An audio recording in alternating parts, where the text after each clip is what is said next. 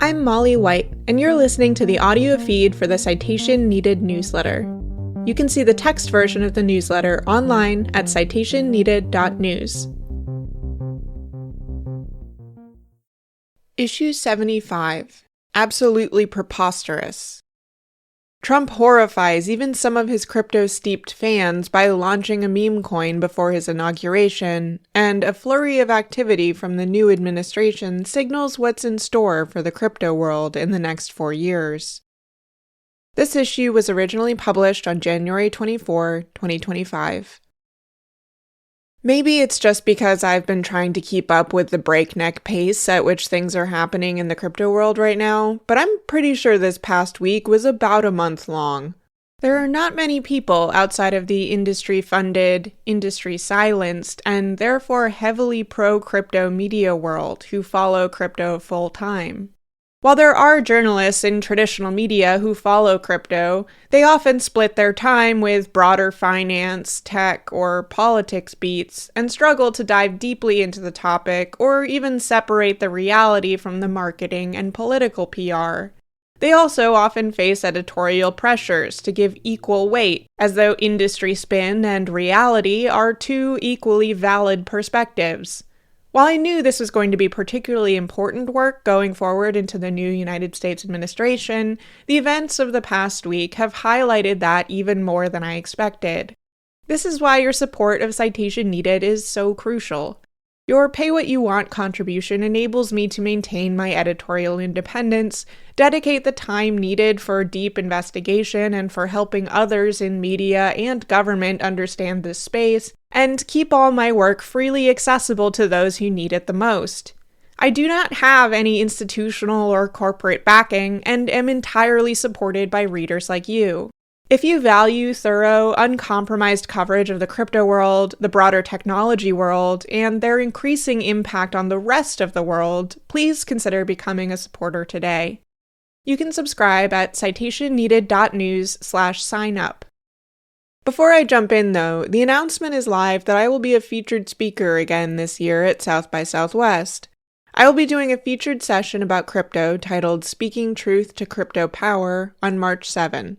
This is in addition to the fireside chat on digital sovereignty that I will be having with Flipboard CEO Mike McHugh on March 9. If by any chance any of you will be at South by Southwest, I'd be delighted if you would drop by. In U.S. politics, the meme coin. As some of Trump's most devoted supporters from the crypto world were clinking champagne flutes at the industry-funded black tie crypto ball, Trump was elsewhere, launching his own Trump meme coin. There had been no signal that this was coming, and it took the crypto world by surprise. Some, myself included, wondered if Trump's Twitter was the latest casualty of a years-long slew of incidents in which high-profile Twitter accounts are compromised and used to shill fake crypto projects. We had reason to be suspicious. The token was launched without any of the usual teasers and other crowd work typical of Trump's other crypto ventures. The wallet used to create the token was funded with deposits from Binance and Gate.io, two crypto exchanges that are not supposed to be available to U.S. traders, and a particularly odd choice for a president demanding that crypto be made in the USA. His wealthy backers at exchanges like Coinbase and Kraken appeared to be as surprised as everyone else, and it took them several days to list the token, losing them the opportunity for substantial trading volume compared to if they had been in on the plan from the get-go. Nevertheless, Trump turned out to be the genuine article, and so was the Melania token that followed shortly after. Whoever launched the Melania token perhaps thought they could replicate this successful Trump cash grab by simply doing the same thing all over again, not realizing that launching a second, closely linked token would directly compete with the first.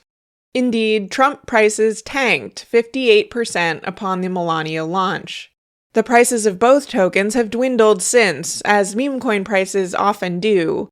However, the stunt seems to have succeeded in convincing even more people to get into crypto. An app called Moonshot briefly rose to the top of the App Store rankings for free finance apps as Trump partnered with the platform to allow people to purchase his Trump tokens using a debit card, Apple Pay, or Venmo. Moonshot's Twitter account is full of celebratory tweets and retweets about onboarding more non-crypto users, with one tweet reading, "Boomers have onboarded," and a retweet of a person who wrote, "My entire family, including my 80-year-old grandma, is on the app."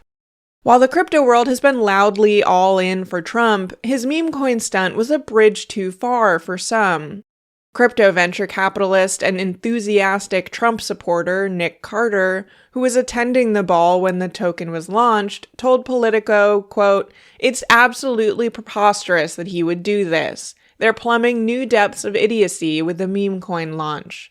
He later told the AP, quote, "Now, on the cusp of getting some liberalization of crypto regulations in the country, the main thing people are thinking about crypto is, oh, it's just a casino for these meme coins." An influential crypto industry lawyer tweeted shortly after the launch, quote, "Trump dropping his own meme coin means he has the wrong people in his ear regarding crypto policy. I'm now getting very concerned about the Trump presidency." Others expressed concern that the meme coin would make the whole industry look like a grift to outsiders who may be learning about it for the first time, and some joked that they missed former SEC Chairman Gary Gensler's regulatory approach already. Even crypto-friendly Congressman Ro Khanna joined in, writing, "Elected officials must be barred from having meme coins by law."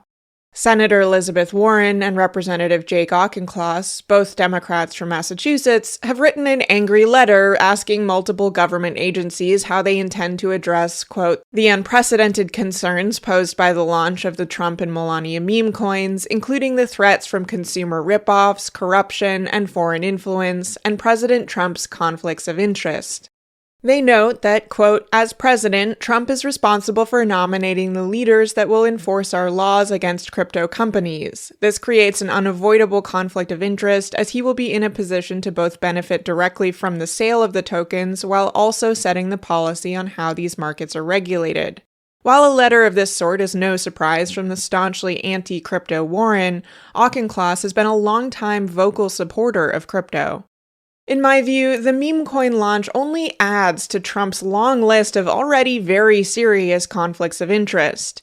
The two meme coins are in addition to multiple NFT projects by both Donald and Melania Trump, the World Liberty Financial Project, from which Trump earns a substantial percentage of the revenue, and Trump's disclosed Ethereum holdings. There are also ethical issues around influence buying and the emoluments clause, and the president's crypto tokens, NFT projects, and publicly disclosed wallet addresses are yet more avenues that those hoping to curry favor with the president could use to funnel money in his direction, as with his hotels and other business ventures during his first term in office. Ethereum co-founder Vitalik Buterin also joined in concerns about politicians launching tokens, posting, quote, "The risk of politician coins comes from the fact that they are such a perfect bribery vehicle. If a politician issues a coin, you do not even need to send them any coins to give them money. Instead, you just buy and hold the coin, and this increases the value of their holdings passively." Day 1. The uproar around the meme coins quieted somewhat as Trump was sworn in, and crypto enthusiasts eagerly anticipated that he would make good on his day one promises. Yet crypto prices reflected the disappointment among those in the crypto industry when neither Bitcoin nor crypto more broadly earned a mention in his inaugural address.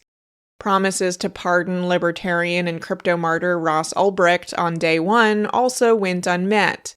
Rumors of an immediate crypto executive order remained only rumors as the day came and went, with Trump instead focusing his priorities on orders seeking to end birthright citizenship, declaring a national emergency at the U.S.-Mexico border, eliminating government diversity programs, and pausing the TikTok ban. The one day one executive order that pertained somewhat to crypto was one demanding an end to, quote, weaponization of the federal government. Although it highlighted cases to do with January 6th and the Black Lives Matter protests, the Securities and Exchange Commission earned a shout-out as one of the named agencies whose actions should be reviewed to, quote, identify any instances where a department's or agency's conduct appears to have been contrary to the purposes and policies of this order, a likely nod to the crypto industry. Ross Ulbricht. The crypto industry and libertarians alike got their wish on day 2, though, as Trump pardoned Ross Ulbricht.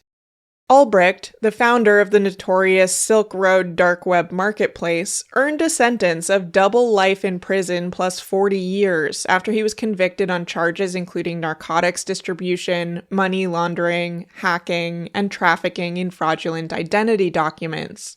Prosecutors had also alleged that Ulbricht had attempted to commission the murders of at least 5 people who had reportedly threatened to expose his crimes, but after Ulbricht's sentencing, those additional charges were no longer pursued.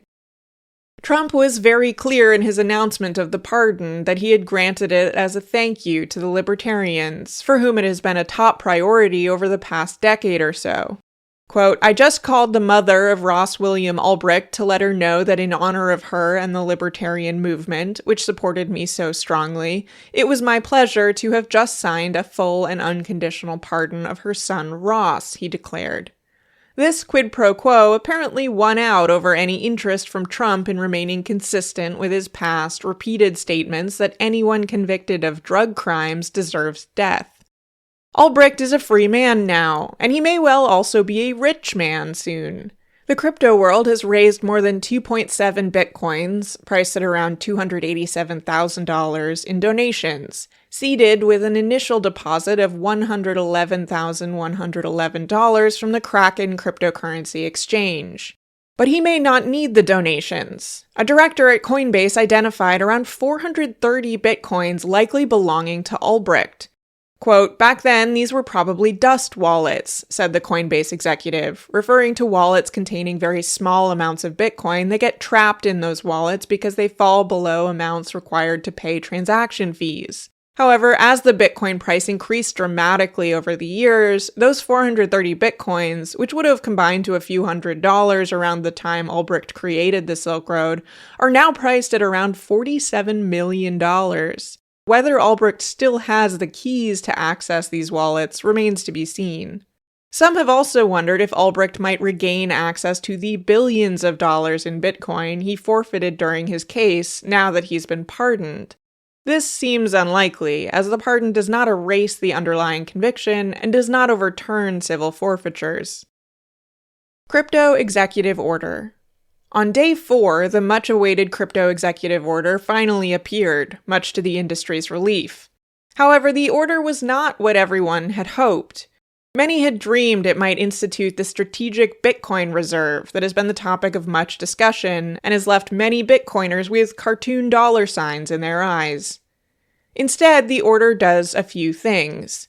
It revokes Biden's executive order on cryptocurrencies, the Treasury's framework for international engagement on digital assets, and any policies, directives, and guidance issued as a result that are deemed to conflict with this new executive order. It establishes a presidential working group on digital assets to be chaired by the Special Advisor for AI and Crypto, David Sachs. This is a pretty huge working group, containing high-level officials including the Treasury Secretary, Attorney General, Commerce Secretary, SEC and CFTC chairs, and 6 others, with others to be invited to meetings as deemed necessary. However, some are notably missing from the core group, any delegate from the Federal Reserve, for example. It directs the working group to, within 30 days, identify all regulations, guidance documents, orders, or other items that affect the digital asset sector. Within 60 days, they are to submit recommendations as to whether those items ought to be rescinded, modified, or, for items other than regulations, adopted as regulations. It directs the working group to, within 180 days, write a report to the president that will propose a federal regulatory framework for digital assets, including stablecoins, and it directs that as a part of this report, the working group is to, quote, evaluate the potential creation and maintenance of a national digital asset stockpile and propose criteria for establishing such a stockpile, potentially derived from cryptocurrencies lawfully seized by the federal government through its law enforcement efforts.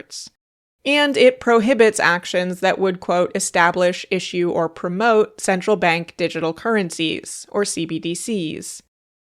Altogether, this seems like nothing much. The regulatory changes alluded to here were already likely to happen, with or without an executive order, and this order now dictates that they happen by recommendation of gigantic committee. The committee itself also cannot directly make changes, but must rather recommend changes to be approved by others. The Biden executive order also didn't really do anything, and so rescinding it doesn't really rescind anything. This is mostly symbolic, as the Biden executive order strongly emphasized the need for consumer protections and underscored the risks posed by digital assets. As for the Treasury framework, that mostly pertained to collaborating with other countries on digital assets, including with law enforcement activities to handle illicit transactions using crypto, so I'll be curious to see what is downstream of that. The CBDC prohibition is, again, entirely symbolic. As I mentioned last issue, many Republican crypto enthusiasts enjoy railing against the specter of a CBDC, despite the fact that there has been no effort to actually create one in the United States. However, this may serve to anger some in the Ripple camp, as the company has been hard at work developing a platform for CBDCs. And remember, Ripple was the second largest donor to the Fairshake Crypto Super PAC. Finally, there's the National Digital Asset Stockpile, which seems to be the most disappointing to the crypto world. Last issue, I mentioned the horrified reaction by Bitcoin maximalists to the rumors that Trump was considering cryptocurrencies other than Bitcoin for this stockpile. The shift from the strategic national Bitcoin stockpile wording that Trump used at the Bitcoin conference in July 2024 to the digital asset stockpile seems to cement this concern for a lot of Bitcoiners, who lamented the likelihood of a, quote, national shitcoin stockpile. Furthermore, there was disappointment that Trump was not establishing a strategic reserve of the kinds promoted by Robert F. Kennedy Jr. during his presidential campaign or by Senator Cynthia Lummis in her Bitcoin Act proposal. Both of those suggest that the government should go out and buy a substantial quantity of Bitcoin, 4 million and 1 million Bitcoins respectively, which would pump the bags of Bitcoiners, including Kennedy and Lummis themselves. Instead, Trump's executive order echoes his suggestion at the Bitcoin conference that the U.S. government should establish a stockpile by holding on to the cryptocurrencies seized by law enforcement, rather than selling them after the assets are formally forfeited.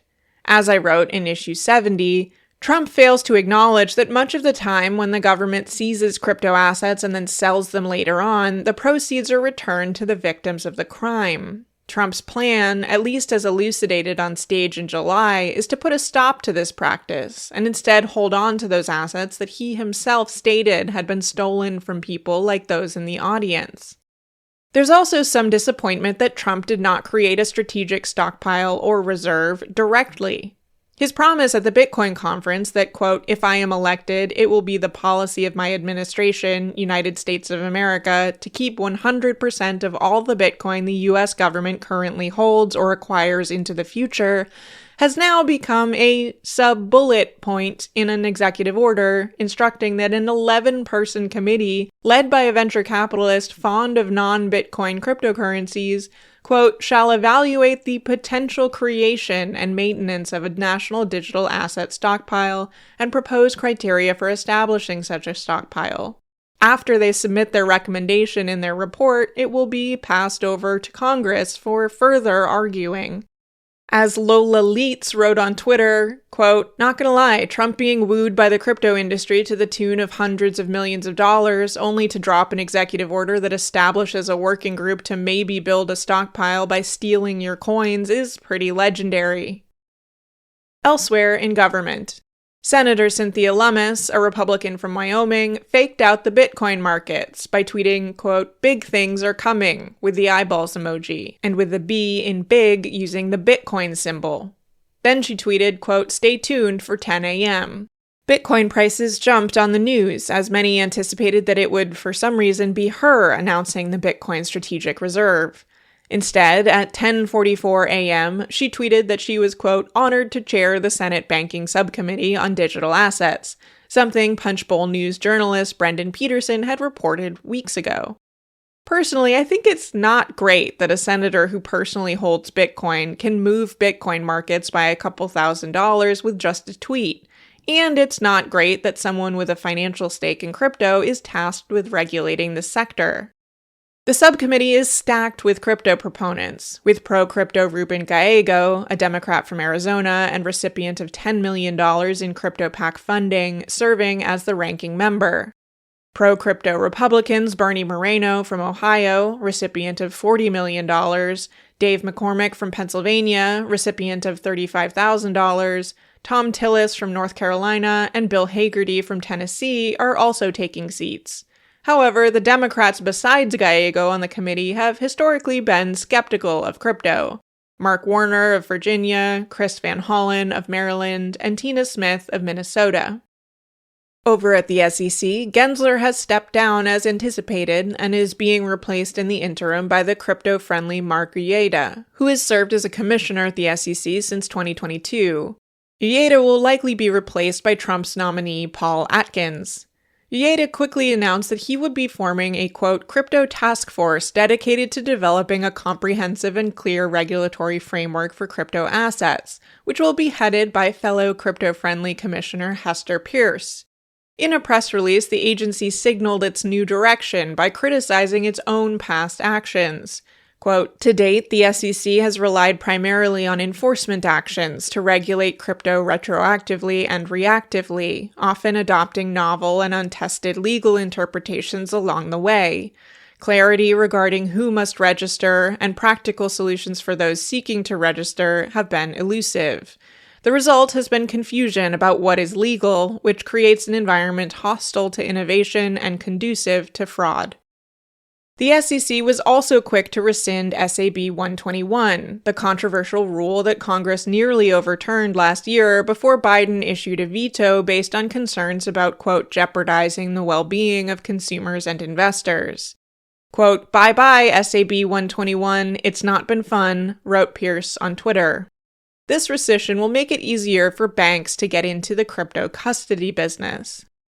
Meanwhile, various financial firms are eagerly testing the waters with the new, more permissive regulators by filing applications for exchange-traded funds tracking meme coins, including Doge, Bonk, and Trump. I suppose the SEC made their bed, and now they're going to have to lie in it by being forced to review endless applications for the dumbest ETFs possible. If a financial advisor ever recommends I diversify my portfolio by buying shares of a Pepe ETF, I shall take that as my cue to withdraw every penny and place it under my mattress. Trump has chosen Commissioner Caroline Pham as interim chief over at the CFTC, where former chair Rostin Behnam has also stepped down. Trump has yet to nominate a replacement CFTC chair, although Bloomberg has reported that yet another Andreessen Horowitz employee is in the running, crypto policy head Brian Quintes. Pham was also quick to fire the CFTC's entire leadership team, replacing them with interim directors. The Department of Government Efficiency now has Elon Musk as its sole leader, now that Vivek Ramaswamy is out. While some reports suggest Ramaswamy stepped down entirely of his own volition to pursue an Ohio gubernatorial campaign, other reports suggest Ramaswamy was given the boot after internal rifts. Personally, I had not expected to agree so strongly with Musk's first series of cuts. Meanwhile, the group's website went online, with little more than a placeholder text reading, "Department of Government Efficiency, the people voted for major reform." The text was briefly overshadowed by a large image of the Dogecoin cryptocurrency's logo, which was quickly removed. I assume after an adult walked into the room, caught Musk hunched over a laptop giggling at his handiwork, and put him in timeout. In happier news, Doge is already being sued in separate suits from groups including the National Security Counselors and Public Citizen, both of which aim to bring more transparency into the group's operations and clarify its status, and whether it and its employees will be subject to ethics laws. In the courts, at least 8 people have been arrested in connection to the kidnapping of the co-founder of Ledger, a popular cryptocurrency hardware wallet. David Balland and his wife were kidnapped from their home in France early on January 21st by a group who demanded a large cryptocurrency ransom. The group cut off one of Balland's fingers, sending it to his associates and demanding ransom from them and family members. However, police were able to locate Balland and his wife on the night of January 22nd. Quote, "That's 7 crypto wrench attacks in the first 3 weeks of this year. Unprecedented acceleration," wrote Jameson Lopp, using slang to refer to physical attacks on people known to hold large sums of crypto. Lopp maintains an ongoing list of people who have been attacked in attempted or successful cryptocurrency thefts. The crypto entrepreneur who called himself the Godfather and an LA sheriff's deputy have both pleaded guilty to charges including criminal conspiracy against rights and tax charges. The Godfather, actually Adam Issa, hired members of the sheriff's department to serve as, quote, his personal enforcers against his enemies, using them to extort, intimidate, and set people up for arrest. The deputy who pleaded guilty, Eric Saavedra, also abused his access to the LA Sheriff's Department databases to obtain personal information on Issa's enemies, and abused his authority to obtain search warrants against those people. In one case, Saavedra obtained an illegal search warrant on a person Issa believed held more than $100 million in cryptocurrency on a personal laptop. Issa hired 3 armed robbers to try to steal the laptop, though they were unsuccessful, running away when the victim shot at them. In another instance, 2 other sheriff's deputies held a person hostage at gunpoint in Issa's home until the victim transferred $25,000. In another case, Issa held a person at gunpoint until they handed over $127,000. Issa faces up to 35 years in prison. Saavedra faces up to 13 years in prison. The crypto market maker CLS Global will plead guilty to wash trading on Uniswap and pay around $428,000 in fines and forfeiture. They will also be banned from U.S. crypto markets. The guilty plea was obtained by the FBI through an undercover operation involving a cryptocurrency they created, called NextFund AI. Quote, "I know that it's wash trading and I know people might not be happy about it," said a CLS employee in a call. Quote, "It's very hard to track. We've been doing that for many clients," they said. Just before the presidential changeover, the SEC filed an enforcement lawsuit against Nova Labs, the creator of the Helium network. The case alleges that the company sold unregistered securities and misled investors. Much of the case focuses on Helium's false claims of partnerships with big-name companies like Salesforce and Lime, which were uncovered by reporter Matt Binder in mid-2022. It remains to be seen if this case will survive the likely impending freeze or withdrawal of crypto-focused SEC enforcement actions.